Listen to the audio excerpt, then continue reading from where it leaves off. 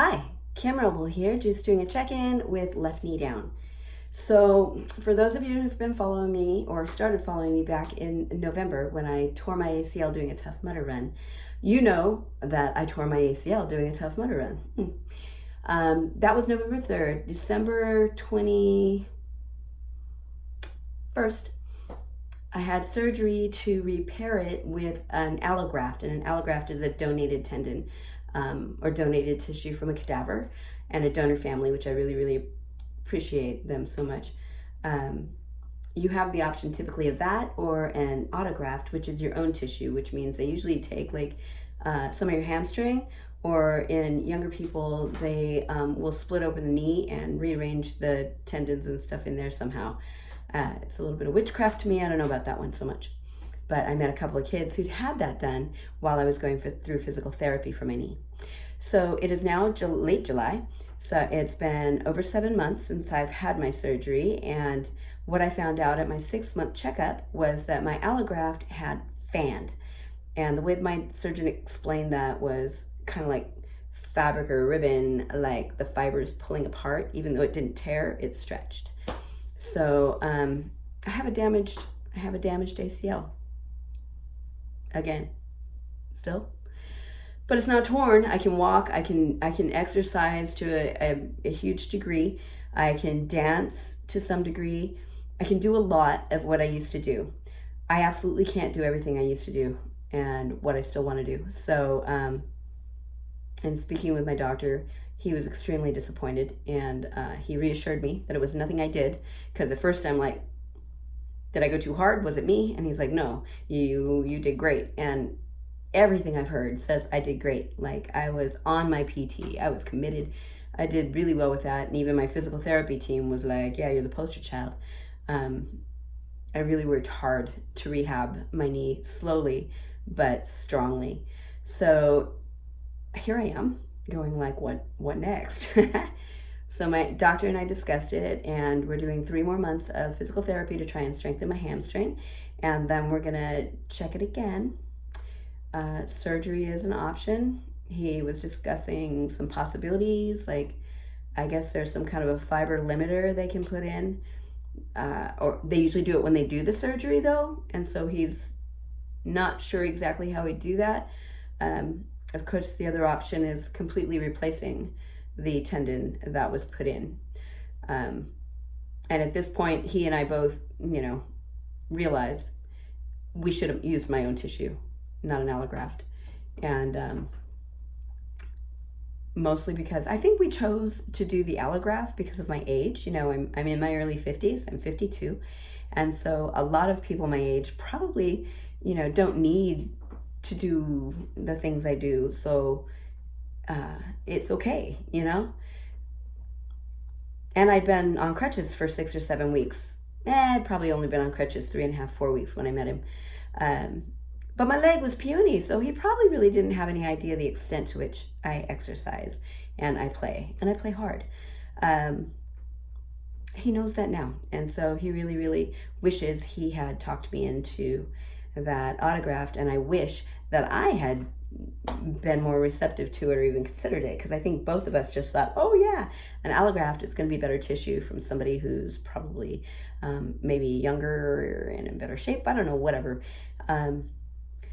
In finding out about what happened, I did some research and found out there isn't a ton of research out there on it, but what I did find is that allografts appear to fail about 5 times more often than autografts. So again, it's really limited research, but it's still powerful. And I'm like, yeah, I should have gone for the autograft. Anyway, he's very, very happy with the placement of the canal he drilled through my tibia based on what I do. And so knowing that I dance and knowing that I do, P90X and I rock climb and all that, he's very happy with the placement of the canal. So he's confident that like, if we replace the tendon completely, he can reuse that same canal, and that's a good thing. The bad thing being, of course, I got to start all over with physical therapy, and then I've also got whatever the injury is to take the tissue to repair it with, But like I told him, I'd rather do another year getting this fixed right than spend the rest of my life not having it fixed. So just not an option. You know, I describe myself as maybe 75% capable of what I used to be. My husband hits me with more like 60, which might be a reality check for me. But when I watch stuff like people doing things like rock climbing and zip lining, and I'm humbled by the fact that I can't do that right now. I know I can't do that. I could zip line, but it's the landing that might be a problem. You know, we went hang gliding. Oh, how exciting was that? But we had to do a roll off because I can't run. You know, I can run on a treadmill a little bit because it's moving, but my knee's sloppy. So running, like even like trying to jog across the street because the light's going to change, my knee absolutely is not stable. And so I'm like, well, fudge, that's a problem.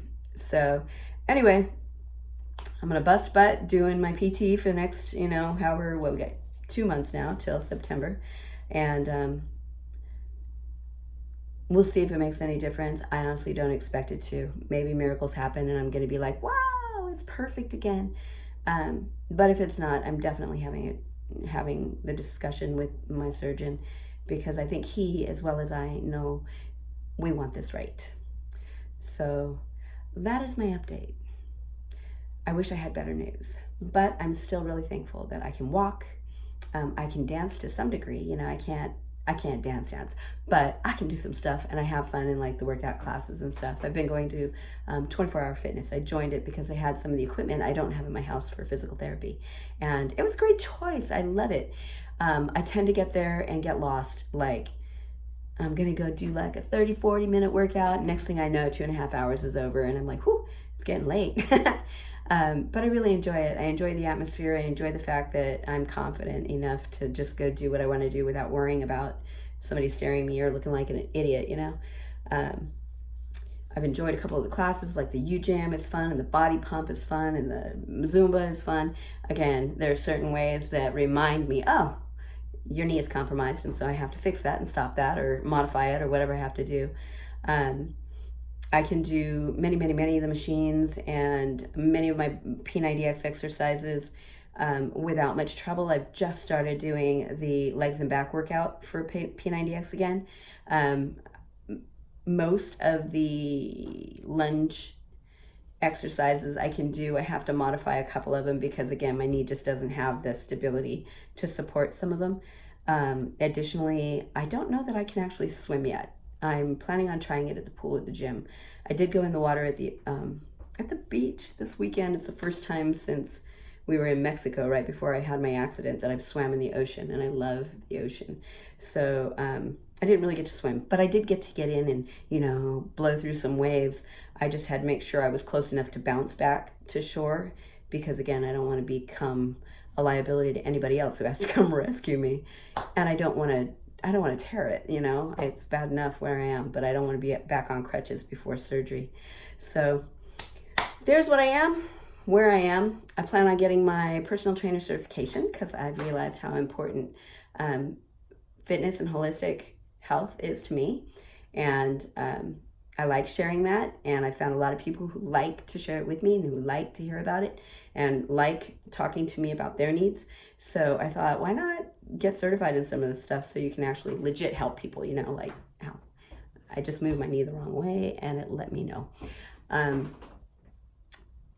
But I'm going to get my personal trainer certification. So one of the things I want to do is actually teach like a dance fitness class at 24-hour fitness. That's my goal. They don't know it yet, but I'm coming up for them. I'm coming. It's so cute too. I've had several people like at Starbucks or at the gym come up and be like, are you a trainer? Because like, you're such a trainer. You got that personality. You inspire people. You got a great body, blah, blah, blah. I like hearing that, even though I that's bold, but hey, I'm working hard on making it better. Anyway, so yeah, I'm hoping in the near future, maybe not for another freaking year, I'll be coming to you telling you I'm teaching something. But in the meantime, call me out for not making progress on that certification if I'm not. I also want to get some more information on holistic diet and exercise, like functional medicine is what they call it. I have a feeling I should probably be closer to a plant-based diet and more vegetarian, even though I know I need lots of protein.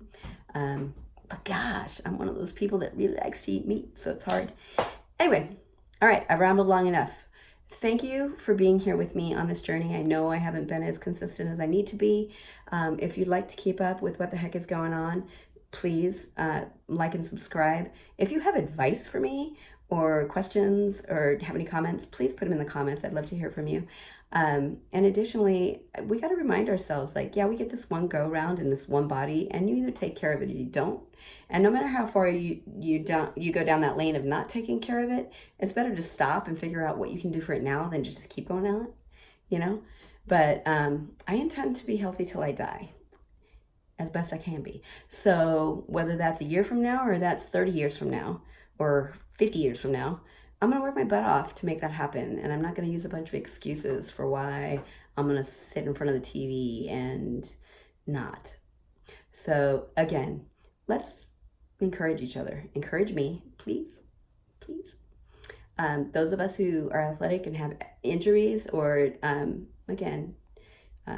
disabilities of any sort, we need to come together and fight through those things and support each other, because feeling isolated and alone and not knowing what's next for you is really kind of part of the scariest thing.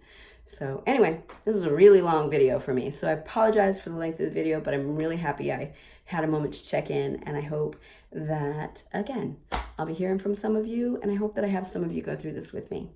Thank you so much. This is Kim Rowell. Have a good night.